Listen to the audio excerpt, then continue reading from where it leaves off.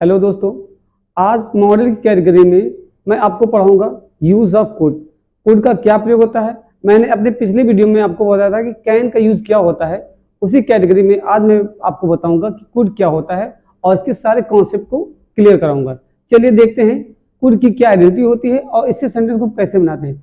दोस्तों, जब बात करते हैं कुड तो ऐसे वाक्यों की जो आइडेंटिटी होती है, इसमें हिंदी का सकता है, सकती है, सकते हैं, सका, सकी, सके, सकता था, सकती थी, सकते थे और पाया, पाई, पाए या पाता आदि शब्द आते हैं।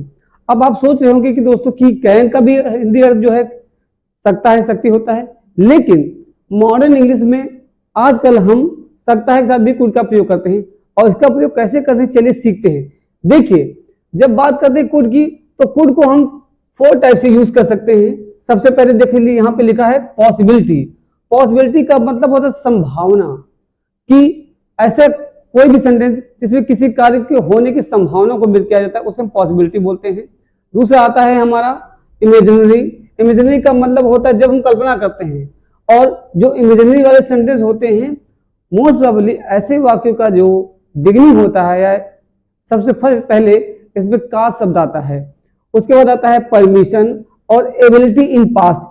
एबिलिटी इन पास्ट का मतलब होता है दोस्तों ऐसी कोई भी आपके पास क्रिया जिसमें हम पास्ट में बताएं कि हम ये कर सकते थे या ये हो सकता था। ठीक, अब जब बात करते हैं इसके सेंटेंस की तो इसके सेंटेंसों को जब ट्रांसलेट करते हैं तो हमेशा की तरह जब कभी हम सेंटेंस का ट्रांसलेट करते हैं, जैसे हम कैन के सेंटेंस को बनाते थे, इन द सेम वे हम कुड के सेंटेंस को बना सकते हैं। इसका जो बेसिक स्ट्रक्चर ये होता है, इसमें सबसे पहले आपका सब्जेक्ट आएगा, उसके बाद कुड आएगा, फिर V1, देन ऑब्जेक्ट आता है। ये बेसिक स्ट्रक्चर होता है कुड का और इस तरह से हम सभी सेंटेंस को ट्रांसलेट करते हैं। चलिए अब हम सीखते हैं वन बाय वन कि कैसे इनका ट्रांसलेट करते हैं और कैसे इनके सेंटेंस होते हैं। चलिए देखते हैं।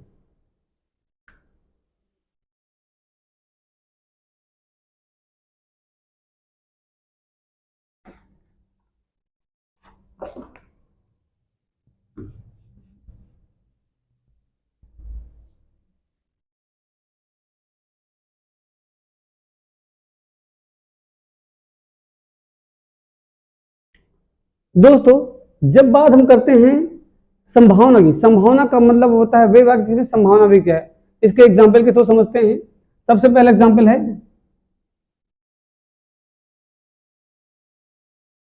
वह यहां आ सकती थी।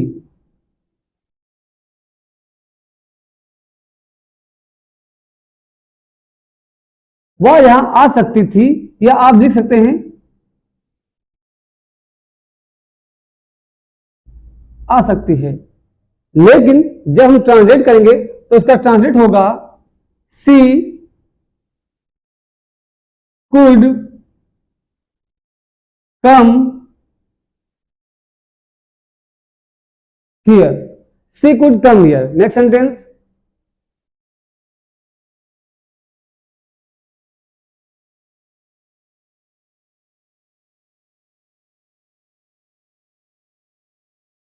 तुम वहां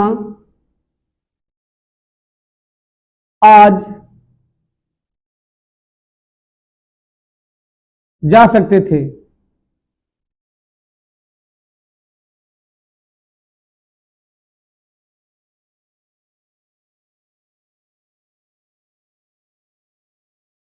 यू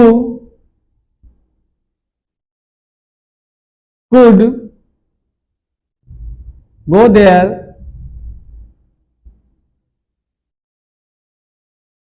टुडे। थर्ड,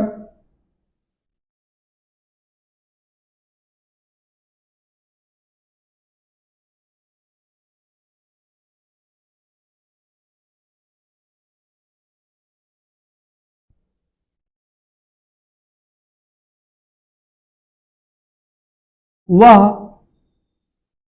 तुमसे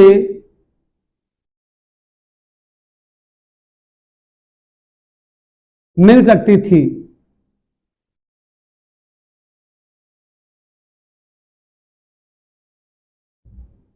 वह तुमसे मिल सकती थी। अब देखिए इस सेंटेंस में सब्जेक्ट हमारा वह है, तो इसे हम लिखेंगे she model could meet to you.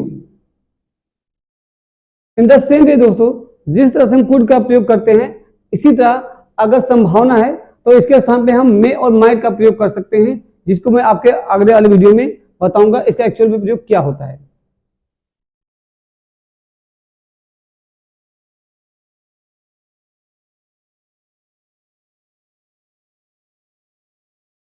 दूसरा, इमेजिनरी सेंटेंस। इमेजिनरी का मतलब होता है जब हम कल्पना करते हैं और ऐसे वाक्य की बिगिनिंग में हम काश शब्द को लाते हैं।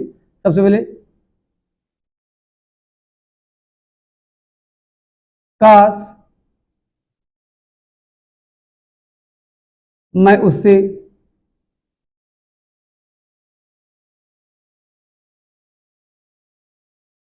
बता पाता कि मैं उससे प्यार करता हूं।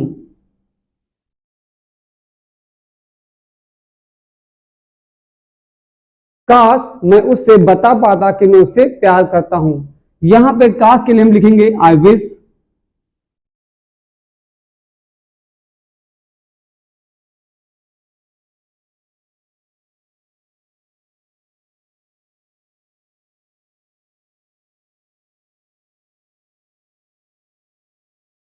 आई wish I could tell her that I love her. काश वह यहां आ पाती।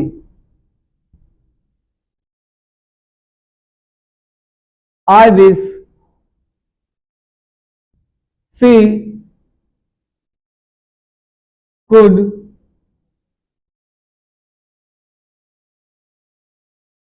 कम हियर। इस तरह से दोस्तों जो इमेजिनरी सेंटेंस है उनका हम ट्रांसलेट करते हैं। चलिए हम आगे सीखते हैं कि हम एबिलिटी इन पास्ट वाले सेंटेंस को कैसे बनाते हैं।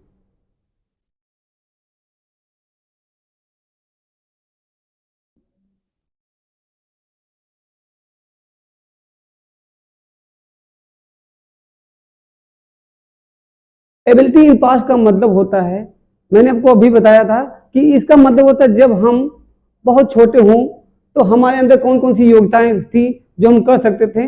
ऐसे वाक्यों के लिए हम एबिलिटी इन पास्ट का प्रयोग करते हैं। जैसे मैंने लिखा, जब मैं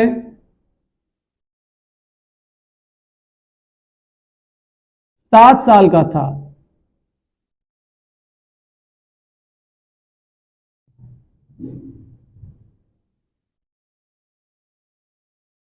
मैं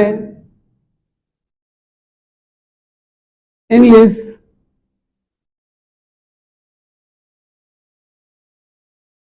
बोल सकता था।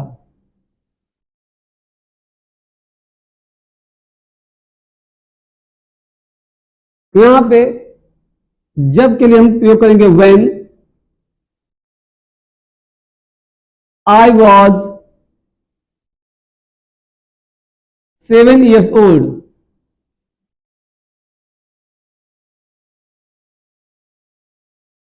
I could speak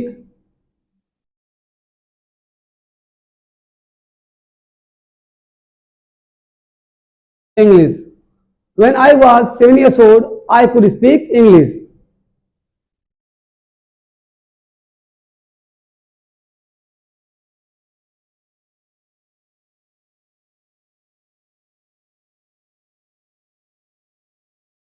इसके साथ अब हम देखते हैं कि इन वाक्यों में परमिशन का प्रयोग कैसे करते हैं और ऐसे वाक्यों का ट्रांसलेट कैसे किया जाता है, चलिए देखते हैं।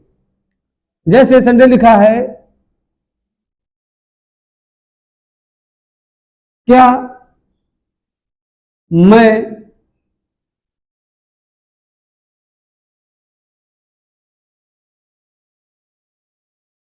ज्योति से बात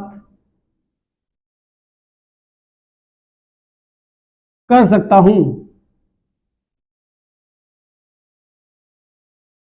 यहां पे हम बात करने की परमिशन मांग रहे हैं, तो ऐसे वाक्य में ज्यादातर जब पोलाइट रिक्वेस्ट होता है तो उसके लिए हम कुड का प्रयोग करते हैं। तो सेंटेंस होगा, कुड आई टॉक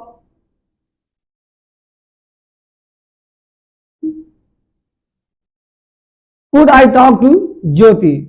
क्या मैं आपका फोन ले सकता हूं? Could I take your phone? क्या मैं यहां पे बैठ सकता हूं? Could I sit here? इस तरह से आप देख सकते हैं, जब कभी हम किसी वाक्य में किसी से किसी कार्य को करने की परमिशन मांगते हैं तो ऐसे वाक्यों के प्रारंभ में बिगिनिंग में हम कुड का प्रयोग करते हैं। अगला सेंटेंस है,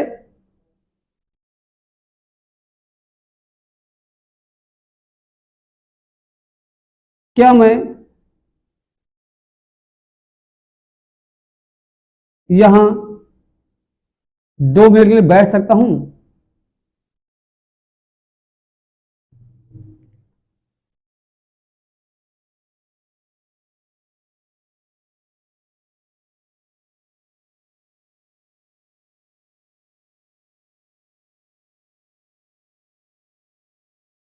could I sit here for 2 minute?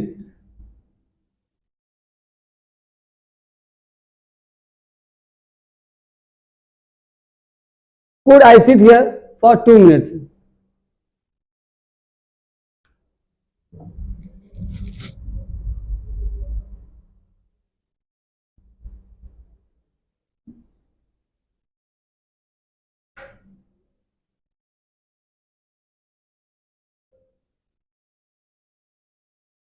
इस तरह से दोस्तों हम कुड का प्रयोग करते हैं, लेकिन इसके साथ साथ कुड के बहुत से ऐसे प्रयोग होते हैं जिनको मैं अपने आने वाले वीडियोस में बताऊंगा, क्योंकि कुड के साथ केवल वर्ब की फर्स्ट फॉर्म होती है, लेकिन अगर कुड के बाद प्राइमरी वर्ब ऐड होने लगती है तो उसके सेंटेंस को हम डिफरेंट टाइप से ट्रांसलेट करते हैं, जिसका अर्थ भी अलग होता है।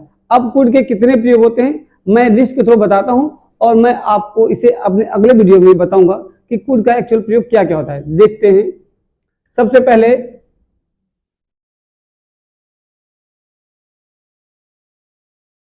Could be,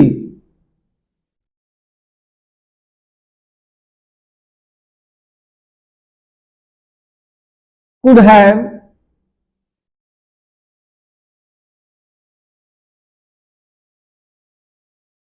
could have been. इस तरह से दोस्तों आप देख सकते हैं, कुड के अलावा अगर हम कुड में किसी हेल्पिंग वर्ब को ऐड करते हैं तो इसके सेंटेंस को अलग से ट्रांसलेट किया जाता है, जो मैं आपको अपने अगले वीडियो में बताऊंगा। मिलते हैं अपने अगले वीडियो में, जिसमें मैं आपको एक्चुअल बारे में बताऊंगा कि सेंटेंस का ट्रांसलेट कैसे करते हैं। Thank you so much and stay with us for more videos. Thank you so much.